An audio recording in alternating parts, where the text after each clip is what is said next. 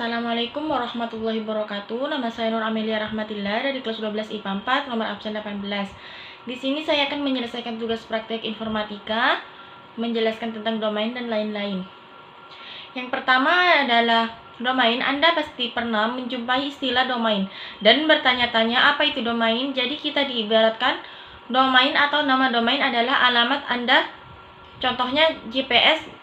Nah, web browser juga membutuhkan nama domain untuk mengarahkan Anda atau pengunjung ke suatu website.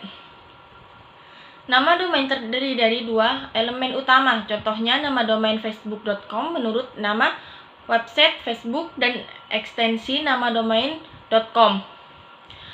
Pada saat perusahaan atau orang pribadi memberi nama domain, mereka bisa menentukan server mana yang menjadi tujuan pengarah nama domain.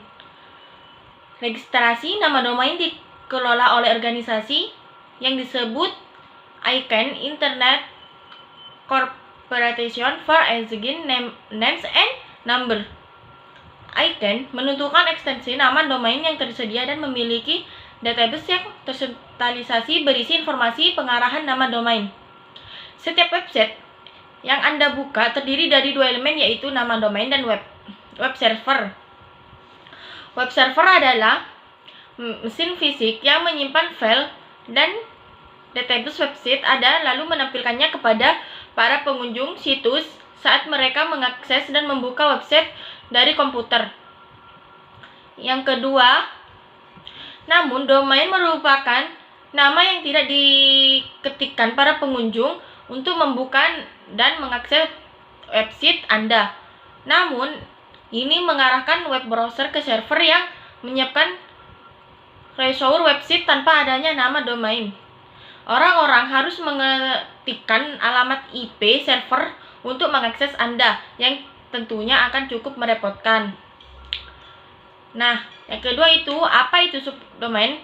Subdomain itu ibarat rumah.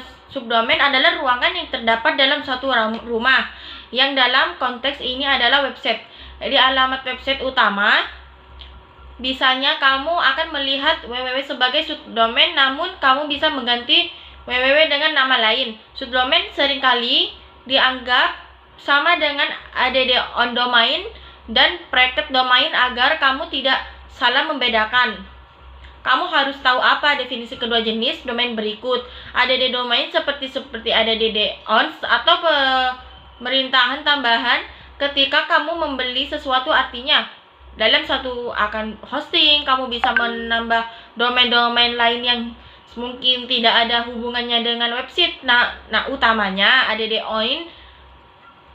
on domain bisa dalam bentuk subdomain atau nama domain itu selama masih ada dalam satu akun hosting yang sama.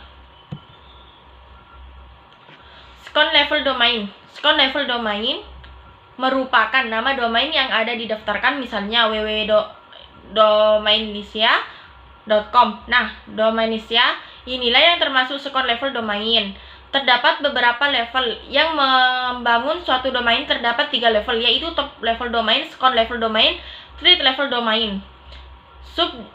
Subdirectory bisa diibaratkan sebagai folder. Artinya suatu nama yang ada pada folder suatu domain. Contoh adalah alamat bagi dari id clones yang mempunyai subdirectory id-clones.com /block. File nama yang diberikan pada sebuah file oleh pembuatannya. Tujuannya adalah supaya mudah diingat dan mudah pula mencarinya. Dan pengertian parameter query di Microsoft Access.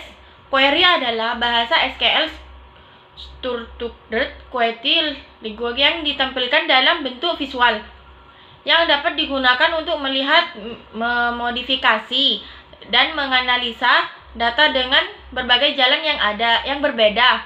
Query dapat juga digunakan sebagai sumber data, record score untuk objek from, report, dan page. Dengan query, kita dapat mengolah data dalam banyak tabel menjauh informasi yang kita inginkan.